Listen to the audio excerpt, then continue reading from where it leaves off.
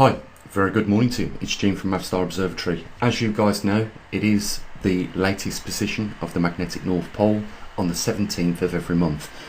Before we get into this, just a couple of things. First of all, it's the last day for our patrons, and because it was extended to anyone else as well, for you guys to get in on launching a message out into deep space. There are only a few slots left. I know that. I was informed this morning by Carol, the launch director.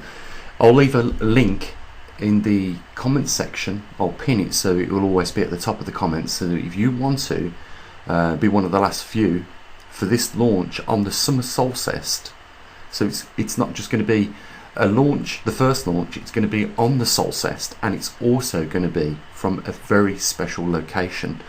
And you'll be able to see that launch on their YouTube channel after the launch has been completed.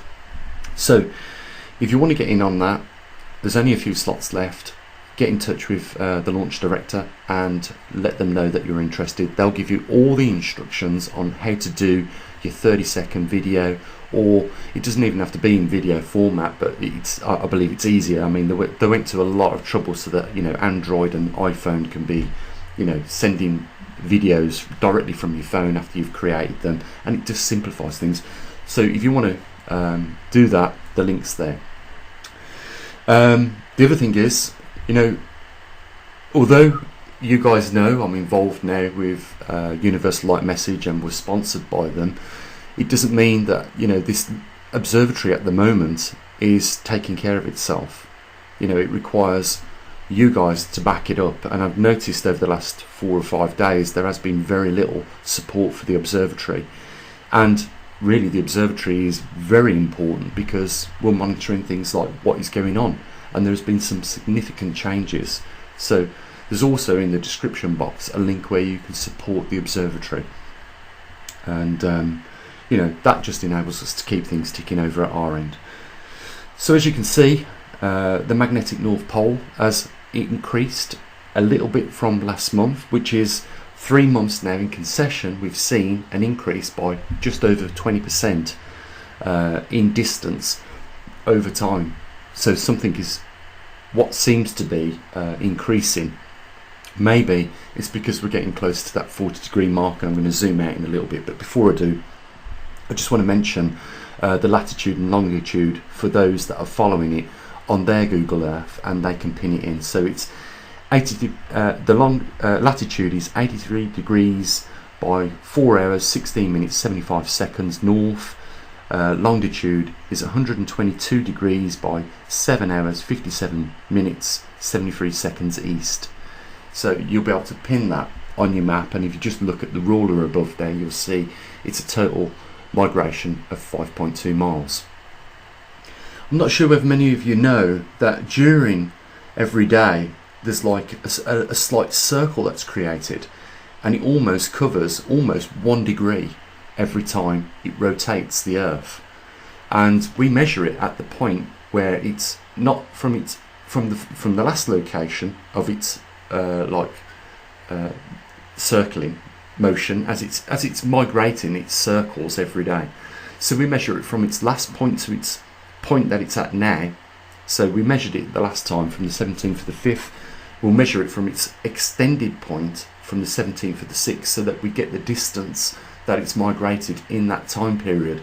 But just bear in mind, every day there is like a little circle drawn as it gets to the next pin on the map every single day, and we measure it at its furthest point on the 17th of every month. So there's been some other activity which is notable, which we're going to have a look at now on the TriMag data. You can see that during the last 15 days or so there's been some activity on the TriMag, but on the Magnetosphere scale there's also been some significant, I believe, changes. Remember, we measure in microteslas. If we was measuring in nanoteslas, which would be 1,000 for every microtesla, we would see a huge change. Now, because we see it move from 128 or 187, let's have a look at the charts. It'll be easy for me to do that. But before that, let's just zoom out and we'll be able to see where it's tracking at the moment. So let me get rid of these pins and the ruler and zoom out for you. So you can see we're moving towards the 40-degree mark. We're still in the corridor of the white and yellow line, and we know where it's heading. It's moving towards just below the Arctic Circle in Russia. Keep zooming out. And of course, it will arrive somewhere in this region here. I know the video will be out of sync with the audio, but when I'm circling this region, that's where the magnetic North Pole is heading, because this is the largest intensity right now on our planet Earth. And the reason why it is heading in that direction is because Canada is losing its magnetic intensity and Russia seems to be increasing in its intensity. And you know, when we look at the compass, really the compass is pointing somewhere in the centre, but it's because it's in the centre of two magnetic poles. What people don't realise is they think that there's one magnetic pole on this Earth at the moment, but there is actually 4 magnetic poles, and the only reason your compass is pointing to the centre of the two over the northern hemisphere is because if you've got 2 magnets and put a compass nearby them, it would point in between the two, and that's the exact same case for our Earth. So down in the core there's more going on than what meets the eye. You know, it's a more complex system, and it's creating multiple poles, and that is exactly what you expect at a time when the Earth goes through a magnetic pole reversal. That you know, even the experts say, you know, that we are going to see magnetic poles all over this Earth. And should another magnetic intensity pop up somewhere else on this planet, it's definitely going to change the position of the migrating pole. So right now we know that there's 2 over the northern hemisphere. One is weakening, so the other one is attracting the magnetic pole and drawing it towards it, and that's why it's following that line of the corridor towards Russia, just below the Arctic Circle. So taking a look at the TriMag data for this month, we'll just go down, and as you can see, around about mid-month, you can see that the lines start to become a sine wave. It's a flat line up until that point. We can see the same thing happening on the magnetosphere data when we have a look, but the most important thing is here is that the line, when we look at the raw data that makes up these charts, and as you can see it's like 300,000 entries of data, which is quite a lot to process, but you can see that it is slightly increasing every month, a little bit by a bit more when you look at the data. Let's have a quick look at the magnetosphere for you.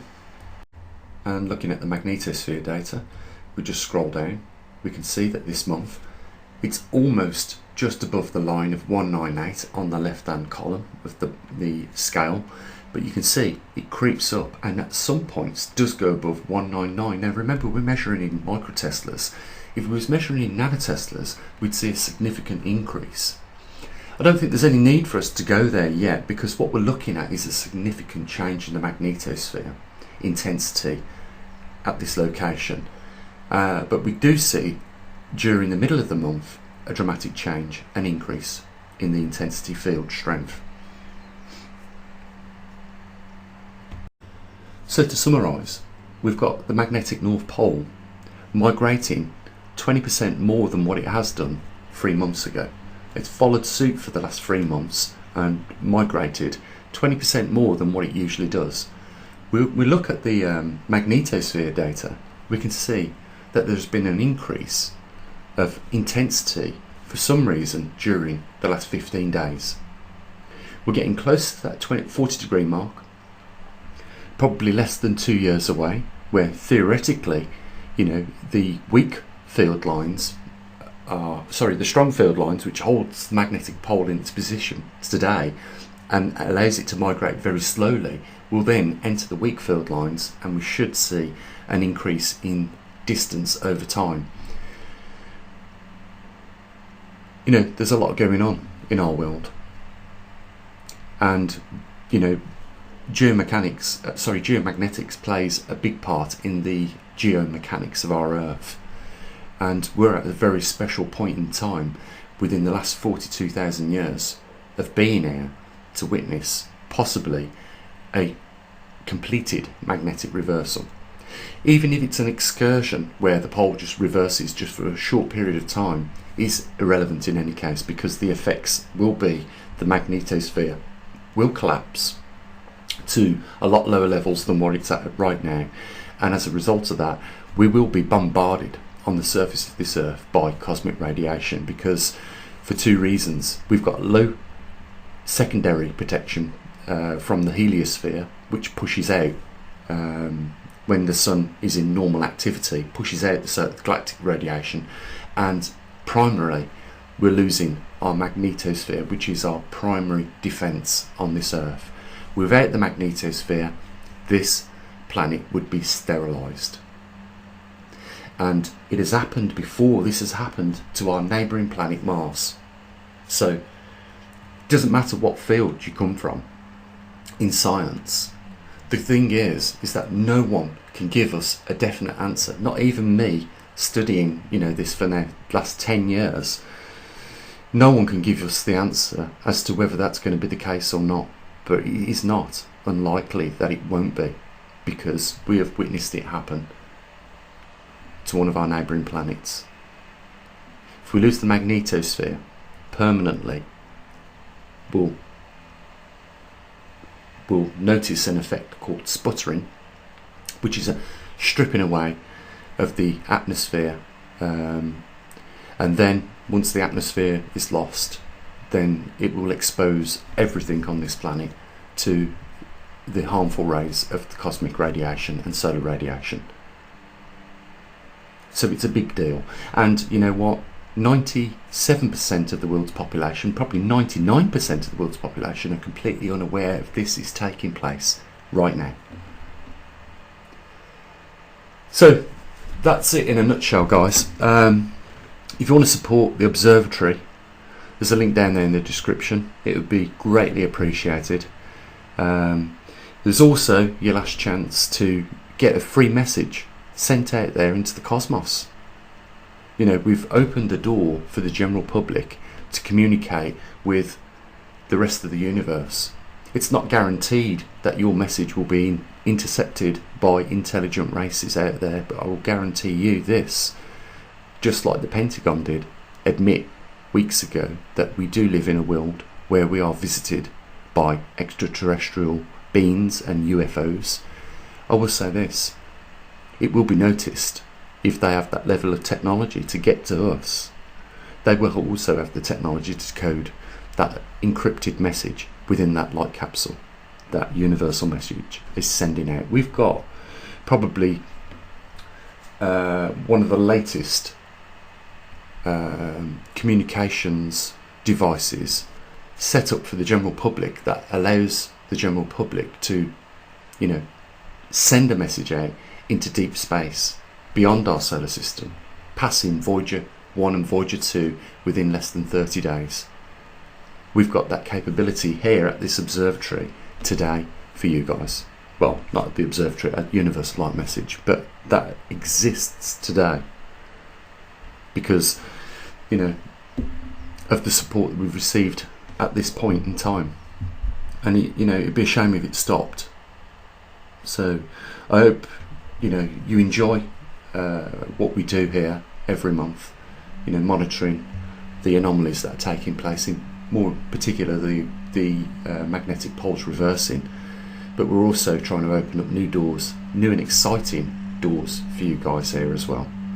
And we just hope that you're interested in that. I can understand some people find it unusual to communicate from the UK to the United States, but this is just pushing it that little bit further. This is an ability to communicate off this earth. Guys, look up into the night skies. Don't be one of these people that look down at the mobile phones all day. Support what we do at the observatory, and the links are down there in the description. And don't miss your last opportunity today to get your message sent out into the cosmos. Guys, have an amazing day. As always, bye for now.